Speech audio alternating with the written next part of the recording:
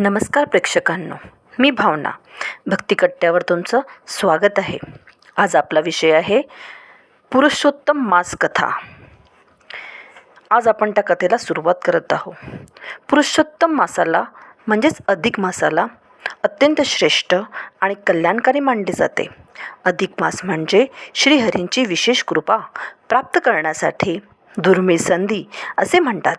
या दिव्य काळात केलेले जप, तप, दान आणि व्रत साधकाचे जीवन पवित्र बनवते.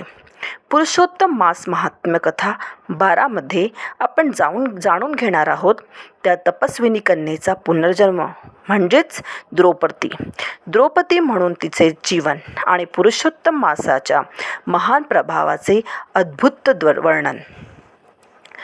पुरुषोत्तम मास कथा 12 मध्ये त्या तपस्विनी कन्येचा पुनर्जन्म किंवा जीवनातील सुखदुःखातून पुरुषोत्तम मासाचे महत्त्व स्पष्ट करण्यात आलेले आहे. अपार भक्ती आणि श्रद्धेने जर आपण पुरुषोत्तम मासाचे व्रत केले तर जीवनात सुखसमाधान प्राप्त होते, असा संदेश या कथेतून देण्यात आला आहे. चला तर वाचूया पुरुषोत्तम मास महात्म्य कथा अध्याय 12. देवर्षी नारद यांनी नम्रपणे विचारले, हे प्रभू, जेव्हा शिवशंकर अंतर्धान पावले तेव्हा दुःखी झालेल्या ऋषिकन्येने काय केले असेल? तेव्हा श्री नारायण म्हणाले, हे नारद, हाच प्रश्न एकदा राजा युधिष्ठिराने श्रीकृष्णाला विचारला होता. आता तीच कथा मी तुम्हाला सांगतो.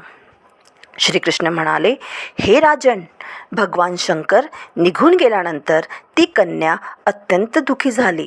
भय आणि शोकामुळे ती व्याकुळ होऊन रडू लागली. तपश्चर्येने तिचे शरीर अधिक क्षीण झाले होते. त्या दुःखाच्या अग्नीने तिला अधिकच त्रास व्हायला लागला.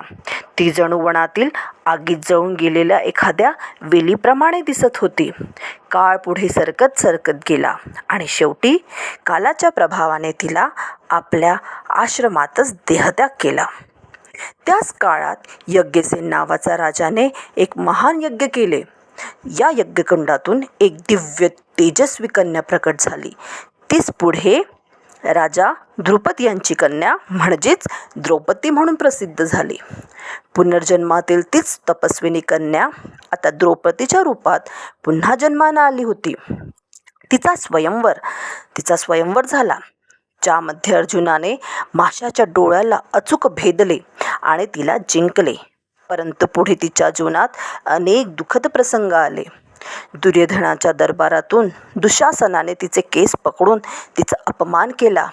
त्यावेळी ती अत्यंत व्याकुळ होऊन आर्त स्वरात मला हाक मारू लागली आणि म्हणाली, हे कृष्णा, आता माझे कोणीच नाही, तूच माझा रक्षणकर्ता आहेस. तिच्या पहिल्या हाकेला मी प्रतिसाद दिला नाही, कारण पूर्वजन्मी तिने पुरुषोत्तम मासाचा अनादर केला होता. परंतु जेव्हा तिने पूर्ण समर्पण भावाने मला पुन्हा हाक मारली तेव्हा मी त्वरित तिथे पोहोचलो आणि तिच्या सन्मानाचे रक्षण केले. श्रीकृष्ण पुढे म्हणाले, हे राजन, द्रौपदी माझी अत्यंत प्रिय भक्त होती, परंतु पुरुषोत्तम मासाचा अपमान केल्यामुळे तिला दुःख सहन करावे लागले. जो पुरुषोत्तमाचा तिरस्कार करतो त्याचे पतन निश्चितच आहे. तसेच जो भक्तांना त्रास देतो तो माझा सर्वात मोठा शत्रू आहे. यानंतर श्रीकृष्णाने पांडवांना आश्वासन दिले की ते त्या शत्रूंचा नाश करतील आणि त्यांना पुन्हा राज्य मिळवून देतील. त्यांनी सांगितले, हे पांडवांनो, तुम्ही पुरुषोत्तम मासाचे विधिपूर्वक व्रत आणि पूजन करा, त्यामुळे तुमचे कल्याण होईल. आता श्रीकृष्ण द्वारकेकडे निघणार होते. पांडव अत्यंत भावुक होऊन म्हणाले, हे प्रभू, तुम्हीच आमचे जीवन आहात, आम्हाला कधीही विसरू नका. श्रीकृष्णाने प्रेमाने त्यांची समजूत काढली आणि द्वारकेला परतले. त्यांच्या जाण्यानंतर पांडवांनी विविध तीर्थस्थळांना भेट दिली आणि पुरुषोत्तम मास आल्यावर विधिपूर्वक व्रत केले.